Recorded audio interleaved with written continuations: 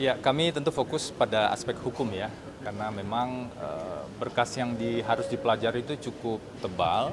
Meskipun setelah kami identifikasi, tim sudah melakukan identifikasi, itu sebagian besar itu mirip dengan berkas yang lama. Tadi bahkan dikatakan presentasinya cukup signifikan ya, itu mirip dengan berkas yang lama. Tapi kami tetap pelajari, kami pelajari lembar demi lembarnya, kami pelajari kalimat demi kalimat seluruh berkas tersebut. Kenapa? Karena sejak awal memang ditemukan sejumlah hal yang kontradiktif dari dokumen-dokumen hukum tersebut. Nah, karena ini akan diuji di proses persidangan, maka kami bedah satu persatu. Karena itulah kami bergabung menjadi tim hukum ini yang akan fokus secara profesional pada aspek hukumnya. Begitu mungkin. Silakan kalau ada pertanyaan lain. Atau sudah cukup? Mungkin bisa diceritakan bagaimana prosesnya Mas Feby bisa bergabung dengan tim hukum Mas Hasto, karena kita tahu kan Mas Feby juga dulu ex-Jubir KPK dan mengetahui kasus ini dari informasi. Ya, saya jadi advokat itu sejak sebelum masuk KPK. Jadi sejak 2012 saya sudah di 2012-2013 saya sudah disumpah sebagai advokat, dan itulah profesi yang saya jalankan saat ini. Saya pamit dari KPK pada Oktober 2020 dan kemudian secara full menjadi advokat. Tadi Bang Todung sebenarnya menyampaikan beberapa hal terkait dengan mungkin banyak pertanyaan ya dari teman-teman, kenapa kemudian katakanlah Bang Todung adalah tokoh anti korupsi kemudian menangani kasus korupsi, karena melihat begitu banyak persoalan dari aspek hukum dalam proses penanganan perkara ini dan juga dari substansinya. Kalau terkait kami masuk kemudian pada tim hukum untuk proses persidangan perkara pokok ini, tentu sebelumnya sudah ada diskusi ya, dan kami mempelajari terlebih dahulu. Jadi kami pelajari ada 2 putusan pengadilan yang sudah berkekuatan hukum tetap, karena putusan pengadilan itulah yang menjadi pegangan paling kuat. Seharusnya bagi semua pihak itu jadi pegangan paling kuat.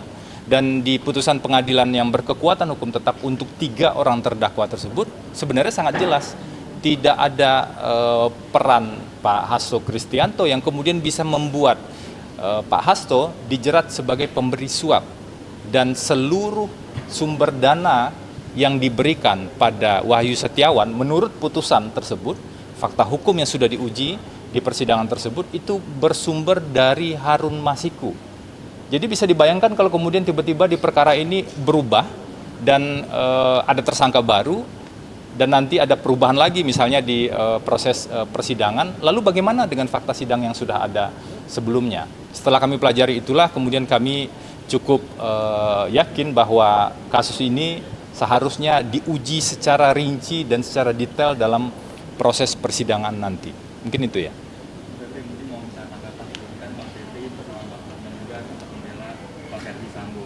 Lalu itu juga melawan juga Bang Roni yang sebagai hukum dari mungkin model asasi yang pada saat ini bisa buat memenangkan buat Pak Hasto itu tidak terbukti bersalah.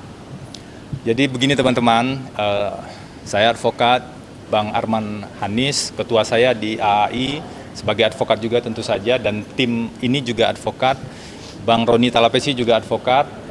Mungkin ini juga bisa jadi proses pembelajaran bersama kita bahwa advokat itu bekerja secara profesional, dan ada satu prinsip dasar dalam dunia advokat itu, advokat tidak bisa diidentikan dengan klien.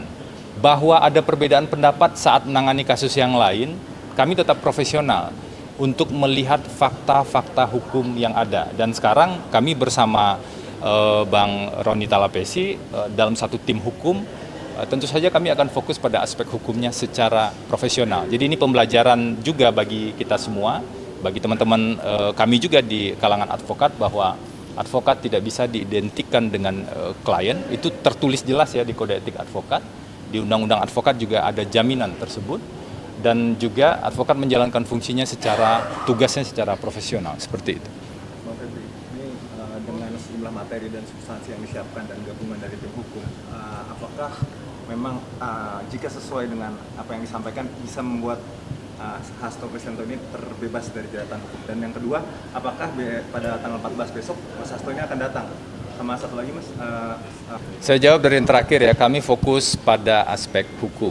Karena kami diminta bergabung di sini sebagai penasihat hukum Pak Hasto Kristianto. Yang kedua, terkait dengan datang atau tidak datang, sudah pasti itu tergantung KPK ya. Karena penahanan kan sekarang dalam proses persidangan ini penahanan dilakukan oleh hakim dan dititipkan pada rutan KPK. Tentu yang akan membawa adalah teman-teman JPU nantinya dalam proses persidangan. Yang ketiga, tadi pertanyaan yang awal, ini persidangan kan belum dimulai. Tapi kami memang sudah menguraikan dan sudah mempelajari begitu banyak persoalan yang ada dalam proses ataupun substansi perkara ini. Kami tidak ingin mendahului yang mulia majelis hakim untuk mengatakan ini harusnya bebas, oh ini harusnya seperti ini atau seperti itu. Kami tidak ingin mendahului itu. Yang kami sampaikan tadi adalah kami berharap, jadi ini harapan, saya pikir harapan kita semua ya, agar proses persidangan betul-betul berjalan secara berimbang, secara objektif dan menimbulkan kepastian hukum. Jangan sampai kemudian ini jadi sejarah penegakan hukum yang buruk ya. Ada putusan pengadilan yang sudah berkekuatan hukum tetap dan di sana sudah jelas fakta-fakta hukumnya, tapi kemudian dirombak dan menjadi berbeda entah dengan cara apa melalui proses hukum yang juga menurut dugaan kami penuh dengan pelanggaran-pelanggaran aspek formil seperti itu. Mungkin Dalvan ingin menambahkan? Ya, terima kasih. Mungkin saya sedikit aja menambahkan ya. Yang harus dipahami pada saat ini adalah yang diadili itu adalah perbuatan. Ya. Perbuatan itu didasari dari fakta-fakta, bukan berdasarkan asumsi-asumsi, apalagi kalau misalnya itu dikreasikan. Nah, fakta-fakta itulah yang dibangun menjadi suatu bangunan, dan dari situ nanti hakim akan memutuskan apakah fakta-fakta tersebut itu memang memverifikasi atau membuktikan seseorang terdakwa itu melakukan perbuatannya. Misal contoh pada saat ini, kan didalilkan adanya suap, kan gitu ya. Yang kemudian kedua itu adalah OJ atau obstruction of justice terkait dengan